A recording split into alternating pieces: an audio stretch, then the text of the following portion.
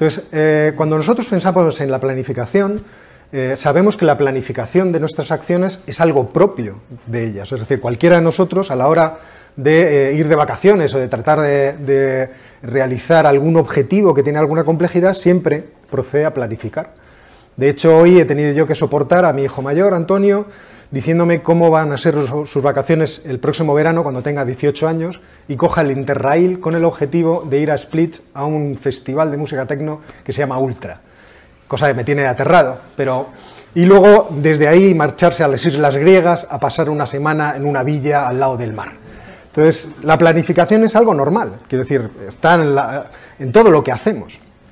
Sin embargo, parece que existe un orden de dimensión distinto entre planificar estas cosas y planificar la construcción, por ejemplo, de un portaaviones nuclear, o planificar el comportamiento, es decir, el desenvolvimiento de toda una sociedad. Hay un orden de dimensión muy distinto. Entonces, ¿a partir de qué momento a alguien se le ocurrió o vio que era factible el dar ese salto?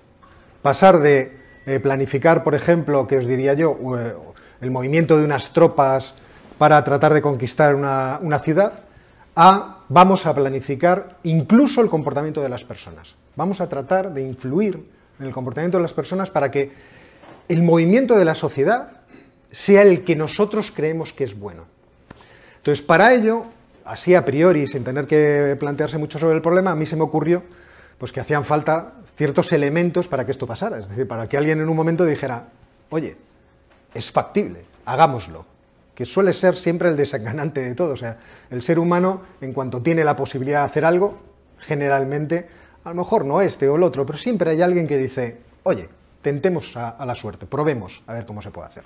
Entonces, en primer lugar, yo entiendo, y estos factores no están ordenados por importancia, quiero decir, son factores que pueden estar mezclados, unos pueden venir antes que otros, pero sería necesario que existieran instituciones de una magnitud suficiente como para producir ese efecto.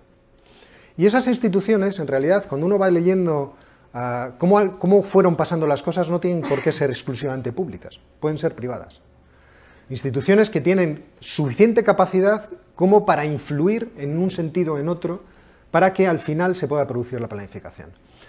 Un segundo elemento, lógicamente, son conocimientos. Es decir, sabemos o tenemos alguna idea de cuál es la conexión causal entre el objetivo que queremos conseguir y lo que podemos hacer, lo que tenemos en nuestra mano.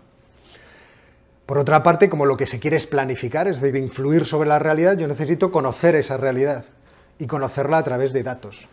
De hecho, la acumulación de estadísticas a lo largo del tiempo ha venido atada, unida a esta necesidad de influir sobre la realidad social. También una concepción del mundo que justifique que eso de la planificación es bueno. Porque imaginemos que tenemos las instituciones, tenemos el conocimiento, tenemos las estadísticas, pero llegamos a la conclusión de que es malo tratar de planificar. Entonces no lo haríamos. Diríamos, pues leches, ¿para qué? Si lo que voy a conseguir es un efecto pernicioso, por ejemplo, sobre las personas. Y en último lugar, tiene que haber un estado de cosas en la realidad social que queramos cambiar. Porque si no la hay, esto es igual que cuando estamos explicando la acción individual. En este caso, fijaos que he seguido la explicación de la acción humana de Mises. O sea, no he seguido una cosa muy distinta. Es decir, si no hay un estado de cosas que yo quiera cambiar, entonces no hay necesidad. Y generalmente este estado de cosas que se quiere cambiar está relacionado o bien con razones objetivas, es decir, que yo vaya a la realidad y vea que dentro de la sociedad hay cosas que funcionan rematadamente mal, es decir, hay pobreza, hay miseria, hay gente que queda excluida, por ejemplo, de la sociedad, y entonces yo desde un punto de vista, ¿cómo decirlo?, moral, me vea impelido a tratar de resolver el problema. O también ideológicas, es decir, que yo juzgue que esta situación me parece injusta. Por ejemplo, yo os veo a todos comer muy bien, tenéis un alto nivel de vida, pero sois unos consumistas asquerosos y deberíamos reconduciros en vuestra actividad para que fuerais mejores personas. Entonces, yo puedo pensar que es necesario algún tipo de transformación dentro de la sociedad para llevaros a un orden que es mejor. Dentro de esta idea, se me ocurrió pues también lo normal. Vamos a ver en términos históricos cómo se ha ido atando, cómo se ha ido construyendo entonces todas las piezas que a mí me parecían que eran necesarias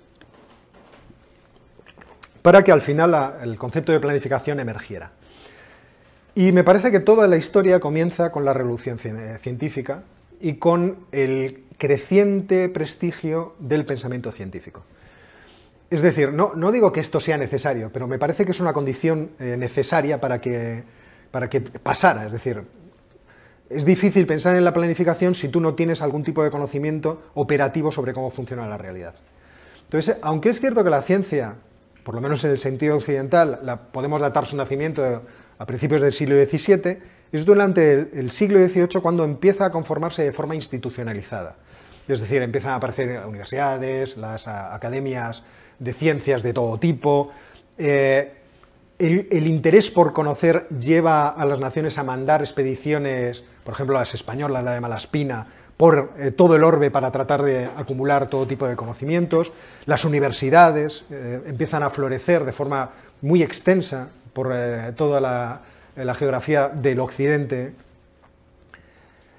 Y además el conocimiento empieza a bajar a las personas, en el sentido de que la gente empieza a darse cuenta de su utilidad para resolver problemas prácticos y, por lo tanto, también de su utilidad para ganar dinero. Esto explica mucho del desarrollo, por ejemplo, científico del Reino Unido, especialmente de Escocia. Sabéis que en el Reino Unido, Escocia e Inglaterra tenían sistemas educativos muy diversos, mientras que el sistema educativo inglés era muy elitista, el sistema educativo escocés era parroquial y estaba muy a la mano de casi todo el mundo.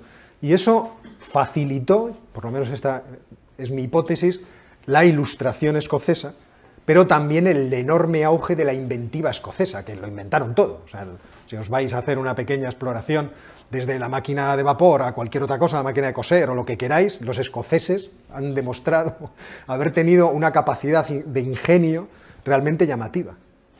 Pero en la Europa continental, este progreso de la ciencia o esta instalación del pensamiento científico coincide también con una tendencia centralizadora de estados que son cada vez más poderosos, de los que solemos llamar los estados absolutistas.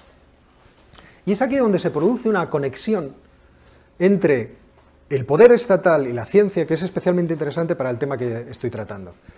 Es decir, es aquí cuando empieza a surgir, dentro de la mente de los que gobiernan, la idea de que se empieza a tener capacidad de reforma a gran escala, ¿vale? Y se empiezan a fundar escuelas de ingenieros, es decir, escuelas que tratan de hacer aterrizar el conocimiento especulativo científico en el terreno, es decir, en la transformación incluso física de la realidad. Y ahí están las escuelas de ingenieros, por ejemplo, la española, fundada en 1830, Escuela de Caminos y Canales, bueno, y luego de puertos, y luego la de minería, es decir, actividades que obviamente le interesaban al Estado y que ve que es importante fomentar. Y esas escuelas, además, se convierten en el inicio del servicio público a través de la meritocracia. Es decir, el que sale de la escuela de ingenieros con el sello de que es ingeniero, sale con un atributo legalizado que le hace superior a los demás, que le da un prestigio superior a los demás. Y esto es algo que va produciéndose de forma cada vez más acelerada al principio del siglo XIX.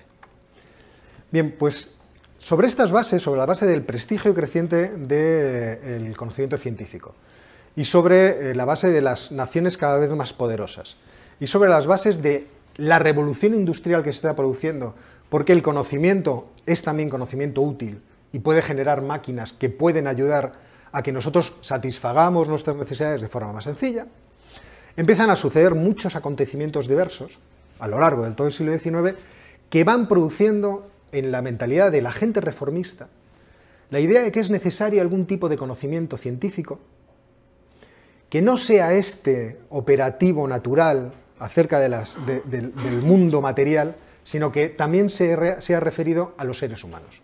Es decir, que sea un conocimiento social.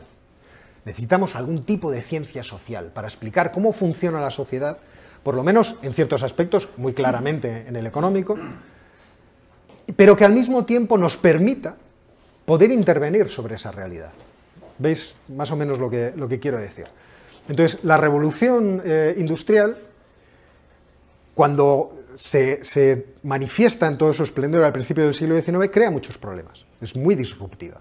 Y es muy disruptiva en un sentido muy concreto.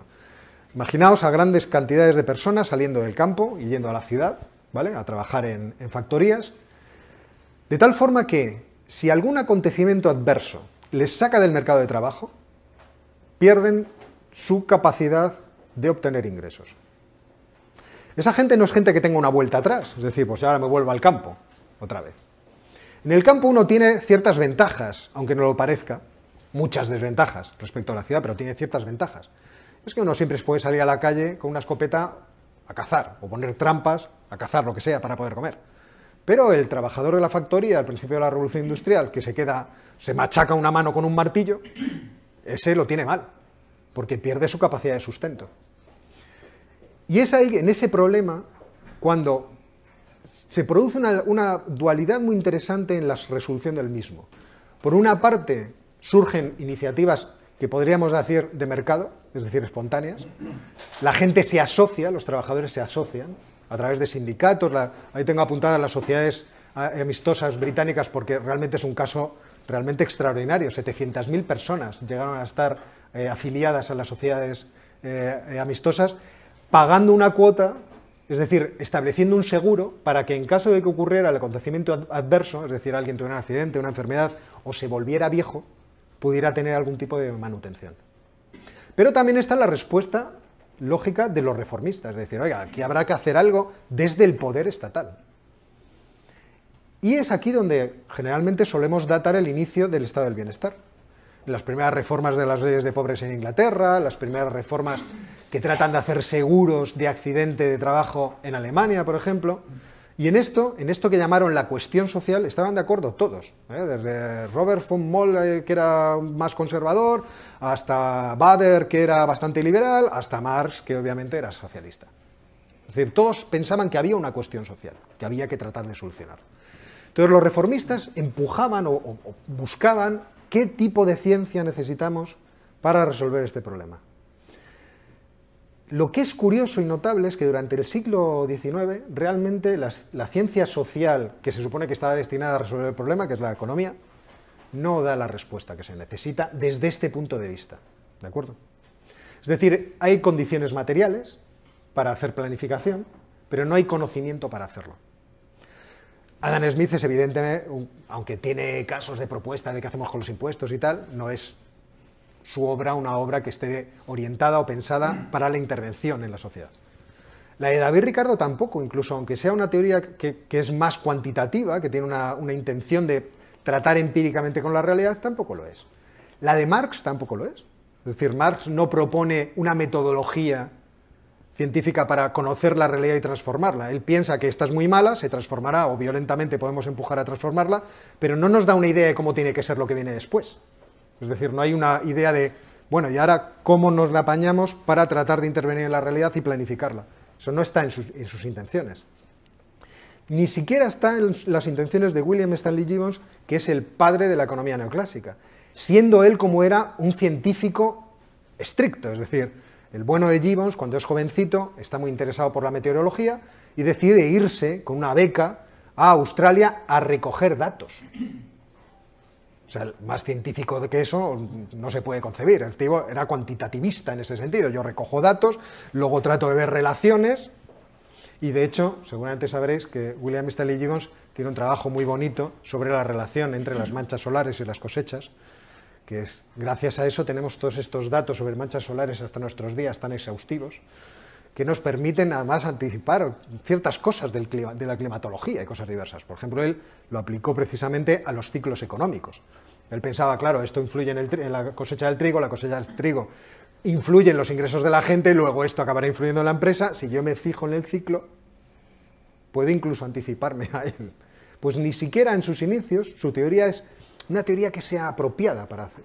Lo será más tarde, pero en ese momento no lo era. Y es por eso que tenemos que seguir avanzando en la historia, buscando hasta que encontramos dónde van a ir surgiendo esas posibilidades. Esta transparencia, perdóname, me he anticipado, tiene que ir después. Y donde va surgiendo es en los países anglosajones.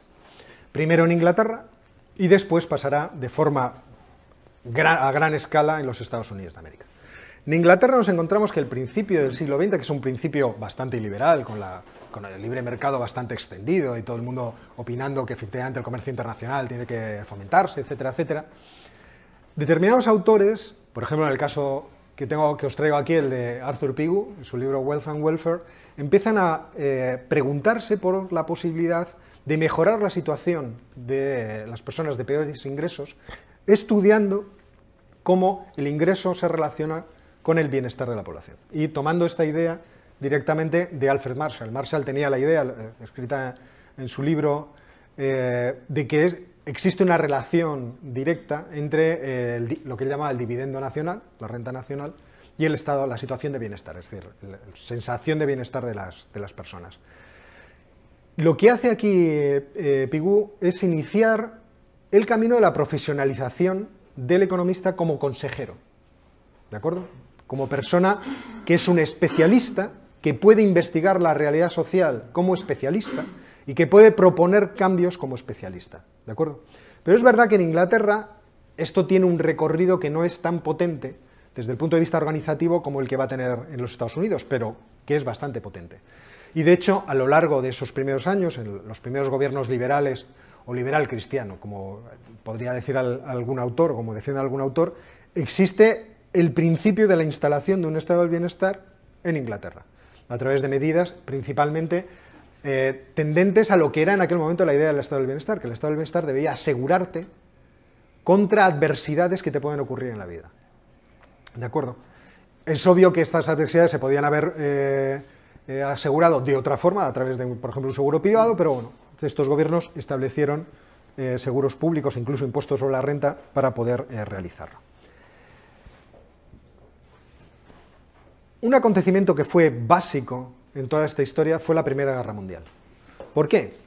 Porque viniendo de un momento de bastante libre mercado, de liberalismo, el fracaso que supone la Primera Guerra Mundial, en varios órdenes distintos, y su éxito también, ahora explicaré esto, va a dar ¿cómo decirlo? El fondo teórico, el sustrato teórico necesario para que la gente empiece a preguntarse cómo podemos planificar, cómo montamos esto. Me explico. Es decir, hay una parte de la Primera Guerra Mundial que está provocada por el intento deliberado de ciertas potencias, en concreto de Gran Bretaña, de iniciar lo que podríamos llamar hoy en día guerra económica. Es decir, se da cuenta perfectamente Inglaterra de que, o el Reino Unido, de que el comercio internacional da posibilidades de poder económico a ciertas naciones y comienza a preguntarse, por ejemplo, tengo ahí apuntado a Julian Colbert, que es uno de estos primeros geopolíticos que aparecen en la historia, empiezan a preguntarse qué efecto puede tener sobre las posibilidades materiales de un país el que se le cierre el comercio.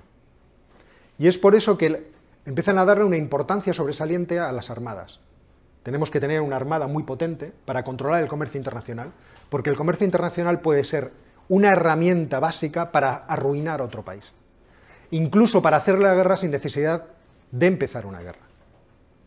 Pues bien, la Primera Guerra Mundial a muchos países les demostró que el libre comercio era una debilidad y que el proteccionismo e incluso la autarquía podían ser soluciones mejores que el libre comercio. Pero por otra parte, la Primera Guerra Mundial, que es un fracaso, también es un éxito. ¿En qué sentido? En el sentido logístico. Es decir, hay un libro, ¿cómo se llama el autor? Ahora no me acordaré, Lambert, tiene un libro que se llama Planificando el Armagedón.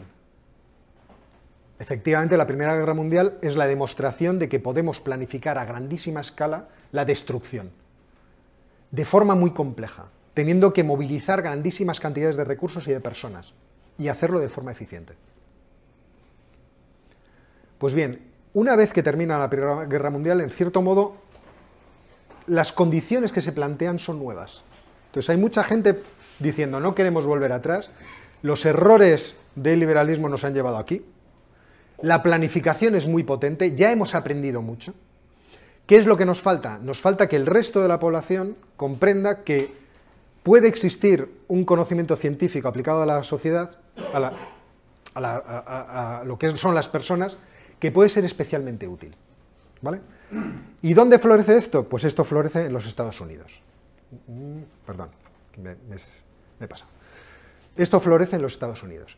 Y lo curioso del caso es cómo florece. Es decir, en los Estados Unidos es donde realmente por primera vez aparece la figura del economista como un profesional que de forma científica puede comprender los problemas sociales y dar consejos acerca de cómo implementar soluciones a los problemas más graves. ¿De acuerdo? ¿En qué tipo de sociedad va a suceder esto? Que es realmente lo divertido, lo curioso. El principio del siglo XX en los Estados Unidos durante ese principio del siglo XX surge un movimiento de transformación y reformismo social que es lo que se llama la era progresiva o era progresista, dependiendo de cómo lo queráis. Yo prefiero llamarla era progresiva por no confundir, que la gente se piense, estos muchachos eran votantes del PSOE. No es la idea en general. Es la era progresiva, en donde estas personas piensan que debemos dar un paso en la historia, hacer avanzar a nuestro país, modernizarlo, pero también moralizarlo. ¿De acuerdo? Es, por ejemplo, la época de la prohibición de la bebida del alcohol, que tantas series de gángster nos ha proporcionado, pero también es el periodo de tratar de modernizar los modos productivos, de pensar de forma científica cómo vamos a producir, por ejemplo, el tiempo del Taylorismo de Frederick Taylor, es decir, cómo podemos estudiar la forma de producir de forma que evitemos todo tipo de desperdicio en el tiempo y en la utilización de recursos e incluso en la aplicación del trabajo, del esfuerzo laboral. También es el tiempo del sufragismo, es decir, del apoyo al voto universal de las mujeres. Es un periodo de cambio. Es un periodo de cambio en el que además existen muchos millonarios en los Estados Unidos que van a apostar decididamente por tratar de que esto se materialice en medidas concretas, en resultados concretos. Pero también es el tiempo en el que va a haber políticos muy importantes, de hecho va a haber una lista de presidentes de los Estados Unidos de América que van a ser también partícipes de este movimiento. Entonces, es divertido ver cómo los elementos necesarios para la planificación social se van a ir construyendo a través del libre mercado, es decir, de forma espontánea. Es decir, los que van a empujar principalmente para que aparezcan profesionales, aparezcan informes, aparezcan estadísticas, todas ellas orientadas a resolver problemas sociales de forma intencional, por parte del Estado o por parte de las empresas que existan en la sociedad, van a ser casi todas fundaciones filantrópicas. Yo ahí os he puesto una colección de ellas, porque es realmente llamativos, desde la Russell Chase Foundation, la Fundación Rockefeller, el National Bureau of Economic Research, la Federación de Sociedades de Ingenieros. Existen muchas sociedades que nosotros ahora mismo podemos incluso visitar a través de la página web, porque siguen vigentes y siguen funcionando en los Estados Unidos, que participaron financiando de forma muy generosa investigaciones sociales en que el economista se convirtiera precisamente en eso. Es decir, el objetivo fundamental de estas sociedades filantrópicas era que los economistas adquirieran el prestigio dentro de la sociedad que tenían los ingenieros y que de esa forma participaran dentro del desenvolvimiento de las políticas públicas o influyeran sobre los comportamientos privados para que la sociedad tuviera un resultado mejor. ¿De acuerdo? En esta historia,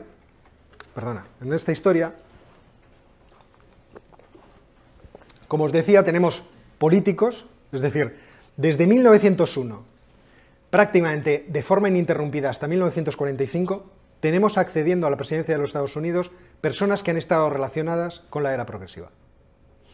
Los primeros, es claro, Theodore Roosevelt, Taft y Wilson son miembros de este movimiento declarados, es decir, son personas que son proclives a todas las transformaciones y al movimiento reformista que estos hombres, que la era progresiva representaba, pero también lo es gente, por ejemplo, como Herbert Hoover.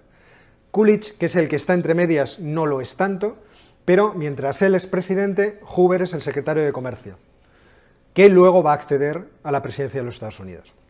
Además, Hoover tiene una vida fascinante, él era ingeniero de minas, buscando su vida, viaja por todo el mundo, desde la Indonesia hasta África, hasta Australia, hasta China. En China pasa la guerra de los boxers, es decir, si alguno de vosotros ha visto 55 días en Pekín, pues ahí estaba Herbert Hoover dentro pegando tiros para que no le mataran, o sea, en ese movimiento nacionalista y de independencia que surgió entre los boxeadores de los gimnasios chinos, y al final llega a ser presidente de los Estados Unidos. Y es otro de los que ayudan desde su posición a fundar o a crear instituciones públicas que estén en este sentido, en el sentido de vamos a explorar científicamente el comportamiento de la sociedad para conocerlo en detalle y poder intervenir en él. Al fin y al cabo él era ingeniero y tenía esa mentalidad, es decir, la idea de si nosotros conocemos bien el cuerpo social, a lo mejor tocando aquí, poniendo allá, alterando esto o lo otro, la sociedad será empujada hasta una mejor situación. En esta historia hay varios protagonistas que son fundamentales, dos de ellos más fundamentales que los demás. Wesley Mitchell y Rexford Tadwell. Son los dos grandes protagonistas o los dos grandes líderes de este movimiento de conversión de los economistas en economistas profesionales, en sabios profesionales autorizados, vamos a decirlo así. Ahí tenéis otros dos nombres, el de Irving Fisher, porque Irving Fisher, uno de los economistas neoclásicos más importantes de la historia, era también un miembro declarado de la era progresiva, y el nombre de Mary Van Cleek, que a mí es una economista que siempre me ha caído muy simpática, porque era de las primeras economistas científicas que ha habido en la historia, aunque no me cae tan simpática por su deriva más socialista a la hora de orientar sus investigaciones, pero investigadora muy seria, especializada principalmente en el mercado de trabajo. Ella desarrolló casi toda su labor financiada por la Russell Sage Foundation, principalmente estudiando el comportamiento del mercado de trabajo y especialmente el del mercado de trabajo femenino. Además, fue de los pocos economistas que alzaron la voz antes de la crisis del 29, diciendo, todo este optimismo que tenéis no se compadece con los datos. Existen datos fundamentales de todas estas estadísticas que hemos conformado que anuncian que esto puede revertirse y caer en... Nadie le hizo caso, ¿quién le iba a hacer caso? También nosotros ignoramos todas las señales cuando estábamos en la burbuja inmobiliaria, porque se vive tan feliz en una burbuja, es una cosa tan emocionante. Pero el más importante de ellos, como os digo, es Wesley Mitchell y Rexford Tadwell. Wesley Mitchell, porque es el fundador del NBER, del National Bureau of Economic Research, y porque es uno de los iniciadores, de los pioneros de la investigación del ciclo económico en términos cuantitativos, de la investigación empírica del ciclo económico. Mitchell consiguió financiación para investigar el ciclo económico en el año 22 y en el año 24 publica un famosísimo informe sobre el ciclo económico que fue publicado por McGraw-Hill y que fue un éxito editorial. Esto parece muy raro que pudiera pasar en los años 20, pero es una prueba de cómo los economistas se fueron abriendo paso durante ese decenio para convertirse en figuras relevantes a las que había que consultar qué podía pasar. Entonces, ese artículo, del cual se hicieron varias ediciones y se vendieron numerosísimos ejemplares, produjo ríos de tinta dentro de la sociedad americana. Y fue el primer momento en el que se empezó a hablar de la posibilidad de realizar políticas contracíclicas. Es decir, ¿cómo podemos manejar el ciclo para que no haya estos vaivenes? Sin embargo, el punto de partida que tenían estos autores era propio de la sociedad americana de libre mercado.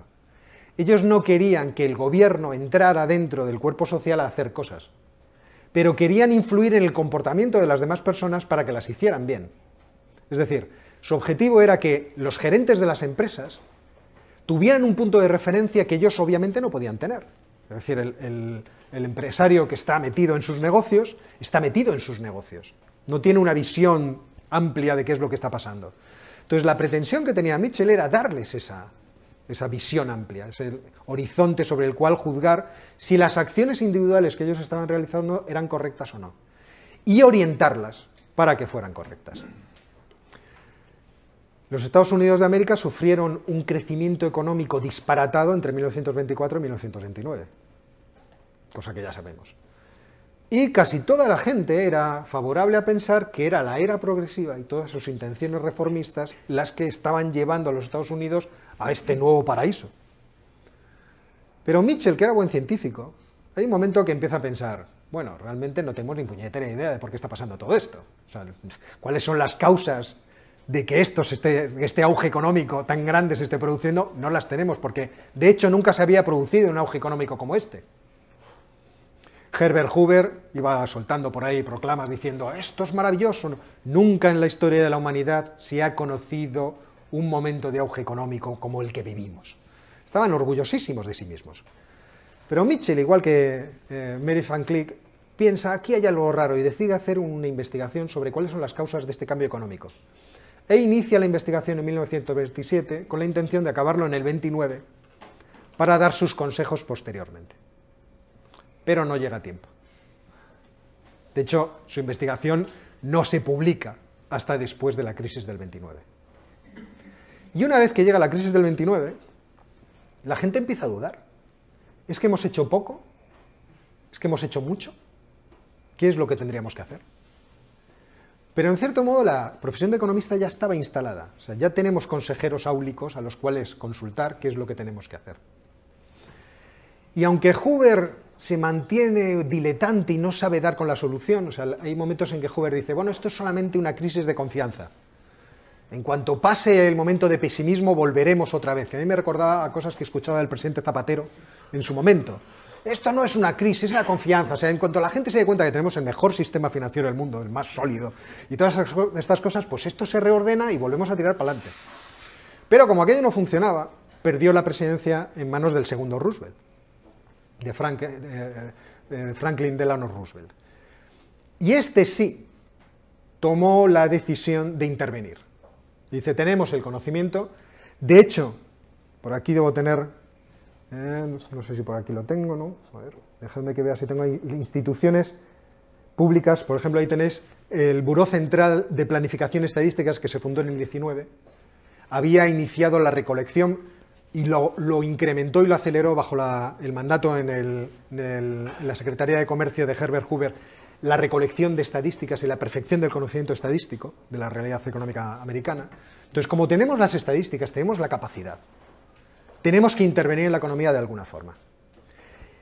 Y para ello fundó un Brain Trust, es decir, un Sanedrín de sabios, conformado por 3 sabios, entre los cuales estaba Rexford Tadwell. El señor Tadwell había viajado a la Rusia soviética en 1927 y había quedado impactado por cómo se estaba organizando la economía allí. Y entonces publica un artículo sobre las posibilidades de la planificación económica y lógicamente, en cuanto se le da paso a ser consejero del presidente, intenta ponerlo en práctica.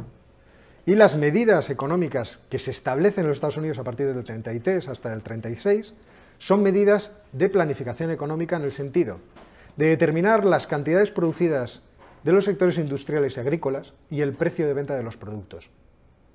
De hecho, uno de los 3 miembros del Brain Trust era el general Johnson, al cual se le ocurrió la magnífica idea de establecer una iniciativa, que era la iniciativa Blue Eagle, por la cual las empresas que de forma voluntaria aceptaban ser planificadas, es decir, aceptaban el consejo científico de la administración americana, fundada en la sabiduría de los economistas, llevarían un sello, el de un águila azul, para que se supiera que eran solidarios con el país.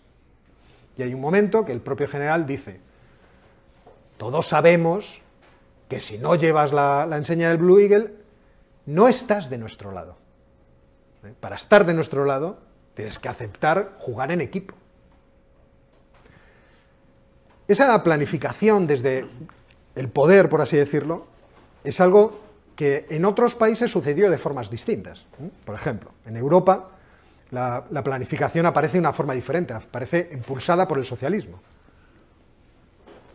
pero también por el positivismo filosófico. Es decir, ahí tenemos, por ejemplo, los austromarxistas, que no sé, aquí siendo la casa de la economía austríaca en España, supongo que algún día tendríamos que hacer, o tendríais que hacer un seminario sobre esto.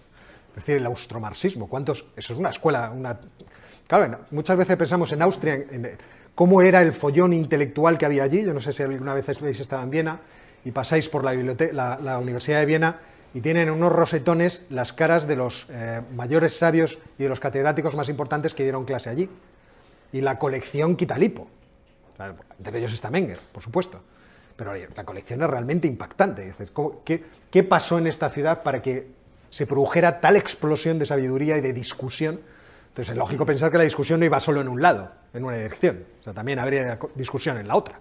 Entonces ahí tenemos, por ejemplo, a Hilferding, que es uno de los que ve claramente la idea de Marx de que convertir al capitalismo en socialismo es la cosa más fácil del mundo. Gil Ferdinand escribe un libro sobre el capital financiero, que os recomiendo, es un libro interesante de leer, en donde va explicando cómo las afirmaciones que hace Marx en el tercer capítulo, en el tercer tomo del Capital, cuando habla acerca del crédito y de cómo se configura el crédito, se pueden echar hacia adelante ahondando en cómo el capital financiero va acumulando capacidad productiva en sus manos, de tal forma que sustituir a un propietario de esas empresas, quitarle, por un gestor público, es la cosa más sencilla del mundo. Y así tendríamos un capitalismo que estaría organizado. No hace falta transformar esta sociedad de forma revolucionaria, eso es una tontería. Lo único que hace falta es reconocer que el capitalismo nos ha hecho el juego. A medida que se concentra el poder en pocas manos y que ese poder es solamente un poder financiero que coloca en la gestión de las empresas a gestores, nos ha facilitado la sustitución. Y en ese momento tendremos las mismas empresas operando de la misma forma, pero dirigidas por el sector público. Por ejemplo, supongo para que veáis un ejemplo. Pero es verdad que la idea de planificación se extiende por toda Europa. Pero muy importante en esta idea de planificación es el Círculo de Viena. Ahí os he puesto una pequeña cita de Otto Neurath, no el fundador fue Max Schlick, pero ahí tenéis, la acción planificada común es posible solo si los participantes hacen predicciones comunes y las predicciones en grupo rinden resultados más fiables. Por lo tanto, concluye Otto Neurath, la acción común nos presiona hacia una ciencia unificada. ¿Vale? Es una cita que he sacado de un libro. ¿Qué quiere decir esto? Nosotros, si nos planteamos un punto de vista puramente positivista acerca del conocimiento, para que la sociedad funcione de forma adecuada, tenemos que hacer que el comportamiento de las personas se rija de acuerdo a un mismo tipo de conocimiento, para que lo que ellos predicen que va a pasar sea lo mismo. Hay un caso hoy en día de un tipo de sociedad organizada de esta forma que es operativa, habría que ver hasta qué grado, que es Bután. Si conocéis este país del Tíbet, en este país se hacen encuestas de felicidad. O sea, tú puedes demostrar en algún momento que no eres muy feliz. Entonces te pasan una encuesta para ver cómo eres de feliz. ¿Cuál es el objetivo de la encuesta? Saber hasta qué punto tú eres culturalmente homogéneo con la sociedad de Bután. Porque si eres culturalmente homogéneo, entonces planificar la sociedad es más sencillo. Porque lo que la gente necesita es conocido a priori. El problema supongo que surge cuando, después de que te hayan dado el cursillo de felicidad, a ti no te haya convencido mucho y sigas siendo un verso libre, ¿no? Entonces no sé qué tipo de medidas se hará contigo. Pero es cierto, por ejemplo, que con los budistas del sur siempre han tenido problemas con los hindúes y los tratan de alargar de las formas más miserables posibles. Entonces nos podemos hacer una pequeña idea. Entonces, como veis, aquí el planteamiento viene del socialismo, pero viene también de un intento de crear una sociología, una investigación sociológica, un conocimiento sociológico que nos permita conocer cómo son los seres humanos y al mismo tiempo influirles en ellos dándoles una visión de la realidad que sea uniforme. ¿Vale? Y en ese sentido podríamos planificar y esto funcionaría. Luego al final volveré a este tema porque creo que es una cuestión especialmente interesante. Y luego tenemos también, como siempre, la historia. La historia produce fenómenos que son obviamente favorables o desfavorables. En estos tiempos no podemos dejar de hablar que a principios que en la década de los 20, a principios de los años 30, acceden al poder proyectos políticos que de forma intencionada quieren planificar.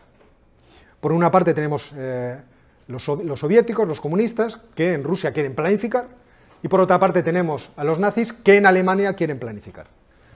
Su objetivo no deja de ser parecido. Ellos tienen una visión de cómo debe ser la sociedad y creen que los objetivos del sistema productivo tienen que orientarse a ese objetivo. Obviamente esos objetivos son muy diversos, no voy a entrar yo ahora a ponerlos o a equipararlos, ponerlos en el mismo nivel. Pero tienen esta pretensión inicial. Yo tengo una visión de cómo debe ser la sociedad. La sociedad totalmente debe estar dentro de esa perspectiva que yo tengo, por lo tanto deberíamos poder planificar. Pero es curioso que en ambos casos, cuando se llega al poder y tratan de poner en práctica esas medidas, como no tienen ciencia de cómo deben hacerlo, como no tenían el conocimiento científico para hacerlo, lo primero que hacen es decir que continúe lo que había.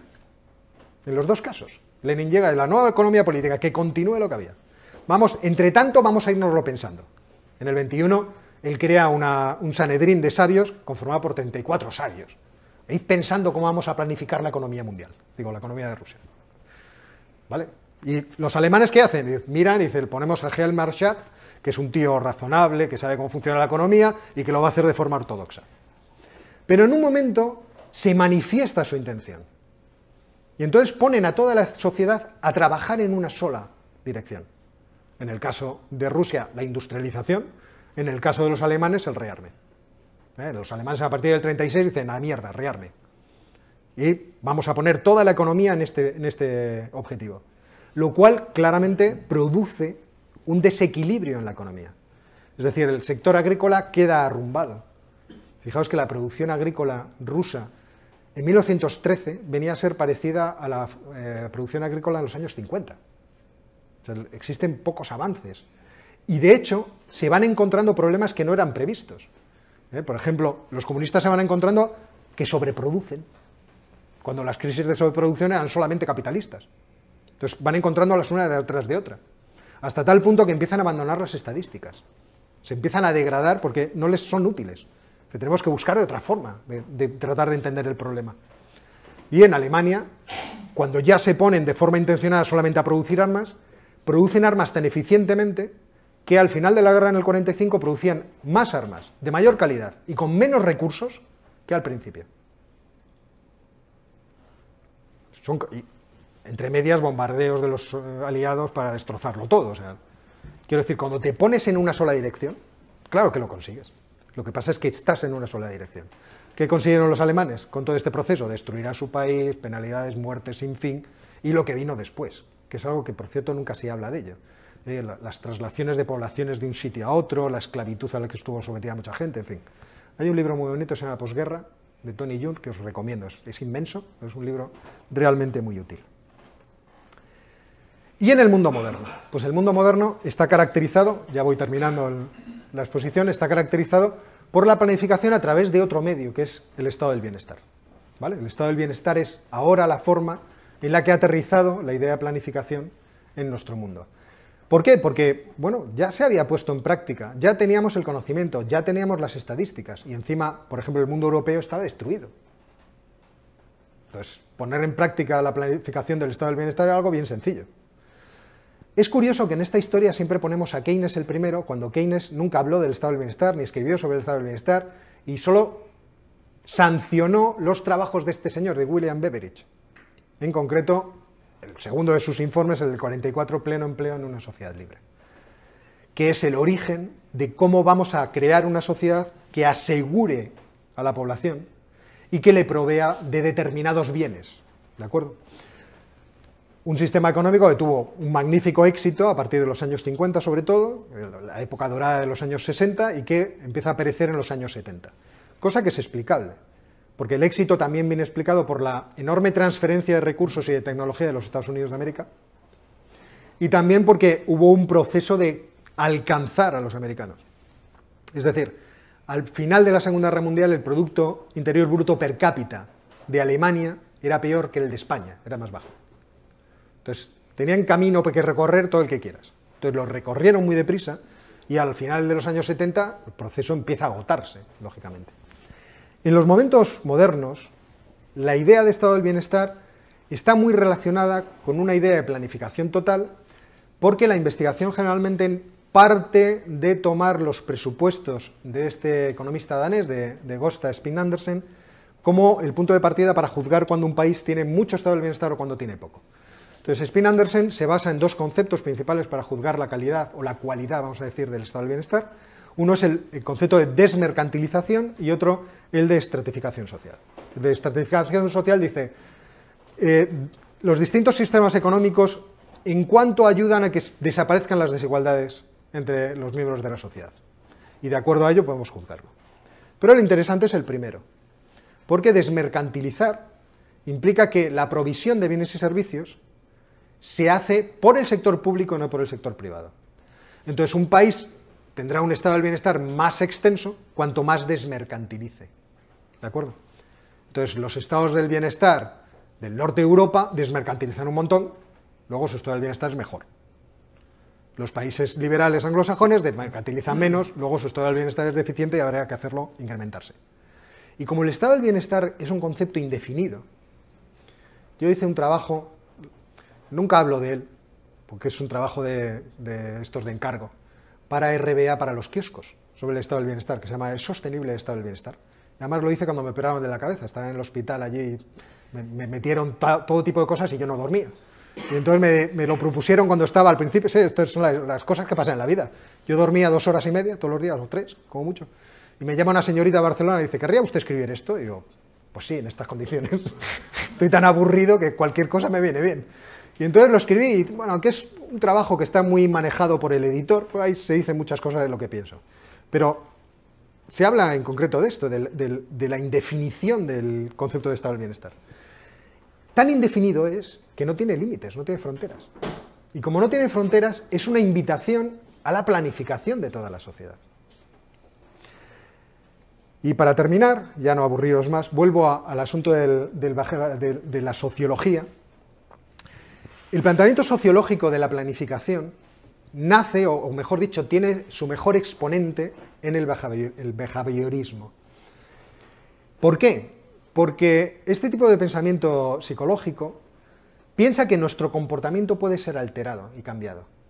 Entonces, durante mucho tiempo, estos autores, en su vertiente sociológica, han tratado de encontrar las fórmulas para hacer que el tipo de comportamiento que tenemos nosotros, lo que hacemos en la realidad, cambie y se sitúe, se oriente en una determinada dirección. Y esto no es algo que esté muerto. Entonces, me he buscado la cita porque lo recordaba de Quentin Skinner, de Beyond Freedom and Dignity, es un libro que ya tiene cierta edad, pero que era una cita que la recordaba que era muy interesante y que creo que os puede servir para ver lo que yo creo que es hoy en día la plasmación de una parte de la planificación que ya es social, no es puramente económica, y que creo que es muy importante, que es la modulación, el cambio, ¿cómo decirlo? La modelación, el modelar nuestros comportamientos a través de nuestros sentimientos, que es algo que vemos mucho. Eso que durante mucho tiempo se ha llamado la concienciación. Hay que concienciar a la gente, es decir, sienta sentimentalmente que tiene que hacer esto en vez de hacer lo otro. Y dice el bueno de Skinner, dice, si las economías planeadas, las dictaduras benevolentes y las sociedades perfeccionistas y otras aventuras utópicas han fallado, debemos recordar que las culturas no planeadas, no dictadas e imperfectas también fallaron. Un fallo no es siempre un error. Debe ser... Simplemente puede ser lo mejor que podíamos hacer dadas las circunstancias. El error real es dejar de intentarlo. Quizás actualmente no poseemos el diseño de una cultura exitosa en conjunto, pero podemos diseñar mejores prácticas paso a paso. Es decir, de alguna forma podemos influir a las personas para crear una cultura exitosa, que sea buena, que funcione bien, que sea armónica para siempre. Bueno, pues creo yo que esto es un buen cierre para la conferencia de hoy. Y aquí lo dejamos, si os parece, si queréis.